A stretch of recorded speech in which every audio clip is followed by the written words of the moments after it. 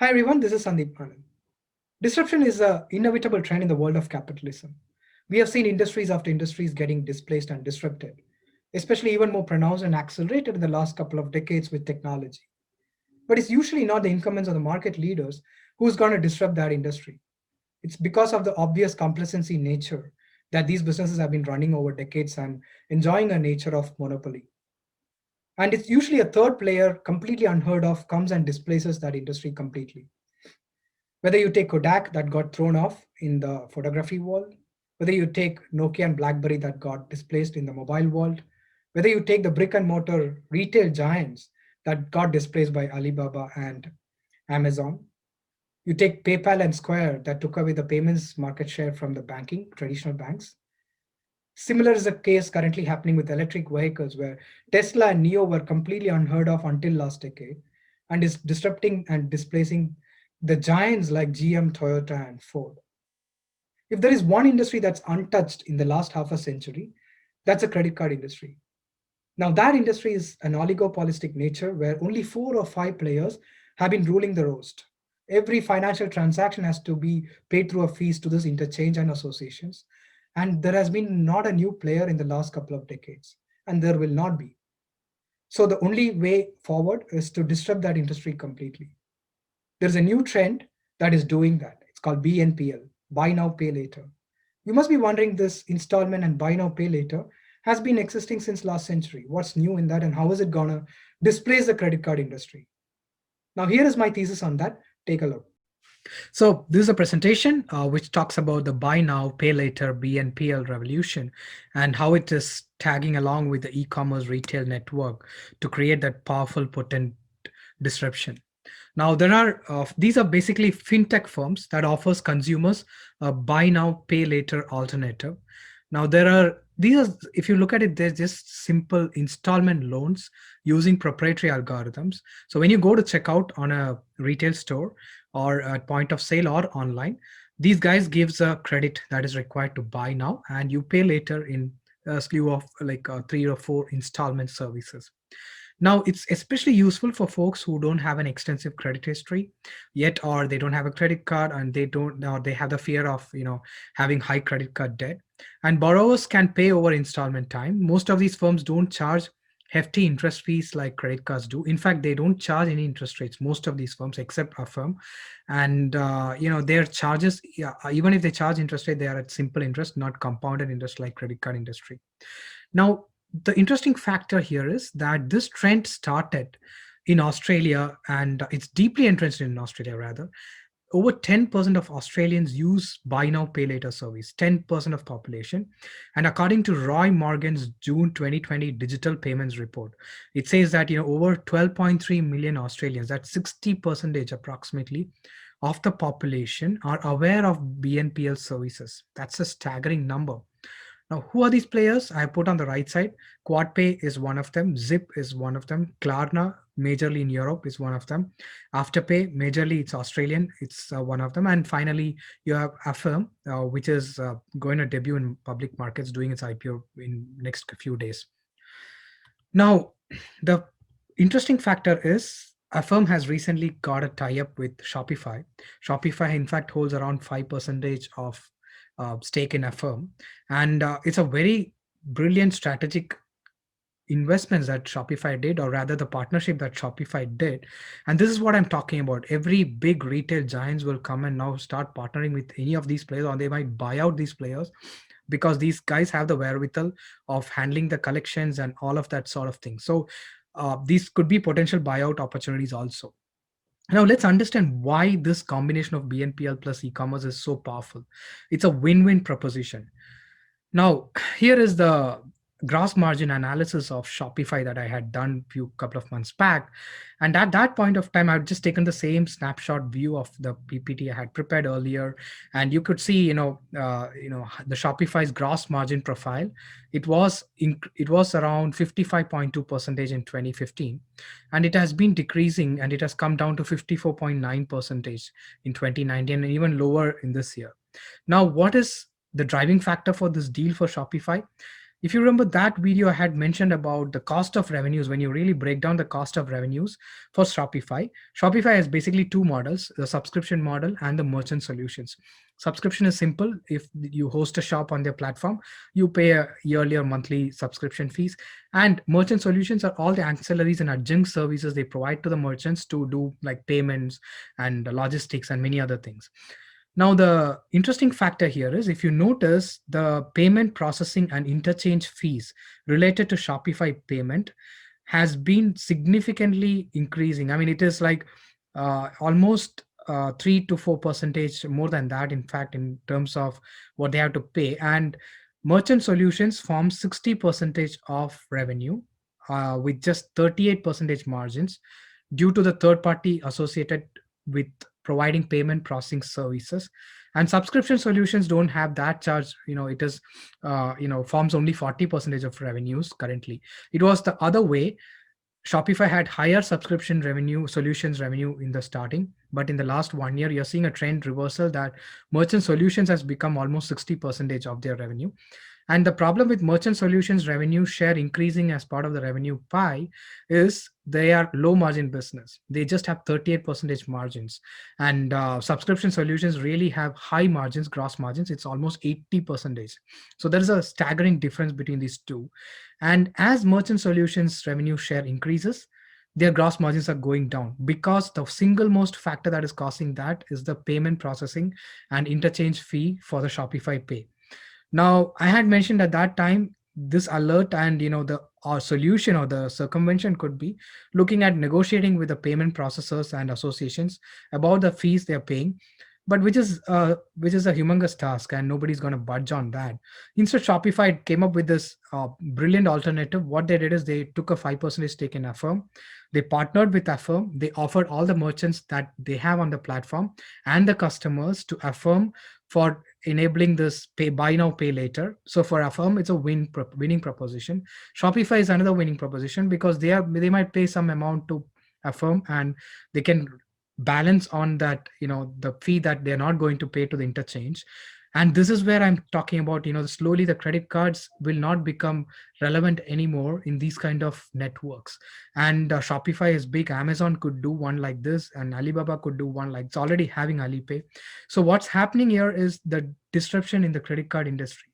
You don't need really credit cards in such a scenario. Think about it. People can use their debit card or the bank accounts to pay. They can set up a bank account with savings account with Klarna or Affirm. They could put it in installments and pay it later. This reduces the burden of credit cards, compounding interest, and all of that. So it's a win-win partnership. Now, look at the key takeaways of this thesis. It's a large addressable market for these kind of players who are new in this industry. Gen Z and millennials who are born out of after 1980 is the largest segment of US population, and many other capital world, many other democratic worlds like India. And it's according to the Affirm's IPO prospectus, the spending power of this population has touched almost $2.5 trillion in 2020 alone. Now, Statista survey shows 70% of millennials lean towards e-commerce and online retail. They are not interested in going to the store and buying things. These population is 70% of these millennials, and who are the future for all purpose in retail and buying in consumer spending. And 70% of them are interested to buy online retail. Now, it's a large addressable market. E-commerce itself is only accounting for 15% of total retail sales in US, and almost in many parts of the world that's the case, even lesser probably. Currently, global online sales is growing 20%, and that is a phenomenal growth, and it's currently standing at around $3.5 trillion. It's expected to grow double in sales from next 2 to 3 years from now, which means it's going to grow at the same pace or even faster. And the addressable market is by itself is going to double. Now, World Pay Global 2020 Global Payment Study shows that BNPL, that is buy now pay later, is the fastest growing segment in the payments industry and is expected to grow to almost 5 to 6% of global online or e-commerce sales by 2023. So the global online sales pie itself is going to double, and it's going to become 5 to 6% of that, which is a huge number. And BNPL leaders and the first movers could really take away market share or wallet share from credit card issuers and associations. They can, disrupt this monopoly of payments network. Now, the last factor here is the new digital commerce platforms like Shopify, Etsy are disrupting retail itself by democratizing the retail industry, which means that, what do I mean by democratizing retail? It is you're enabling anybody, any common man, to start a online shop with few clicks. It's as easy as setting up a email account, and on these platform anybody can start a digital online store. And the partnership with these kind of players like Affirm, Afterpay, Klarna can really create that payments network. You don't really need credit card industry. It's similar to what happened in China. Now there are Alipay and WeChat, Tencent Pay almost ruling the roast. They are two players. There are no other cards there, and pretty much it's happening in US. It could proliferate in other parts of the world. Now incumbents like Visa are reinventing themselves into this new BNPL. Visa recently launched, PayPal recently launched, which I'll touch upon in the next slide.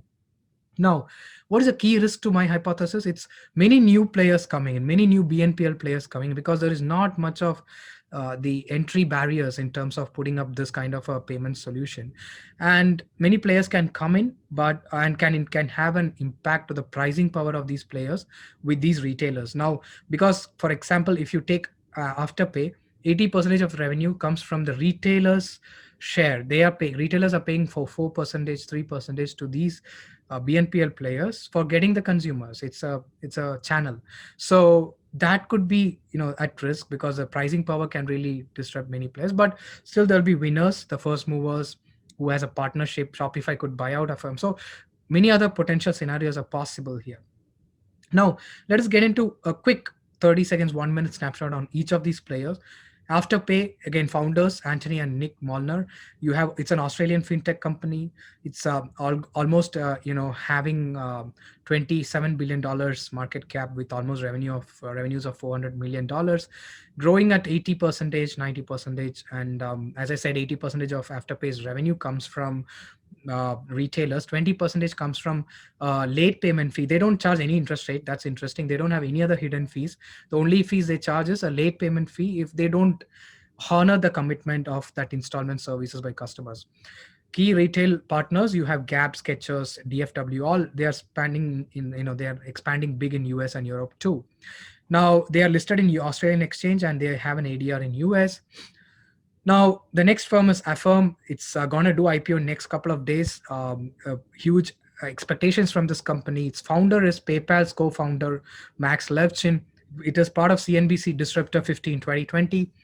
It gives almost 5.6 million shoppers they have on the network ability to pay over time at any stores, partners with 6,000 merchants. Now, Shopify itself is big as that.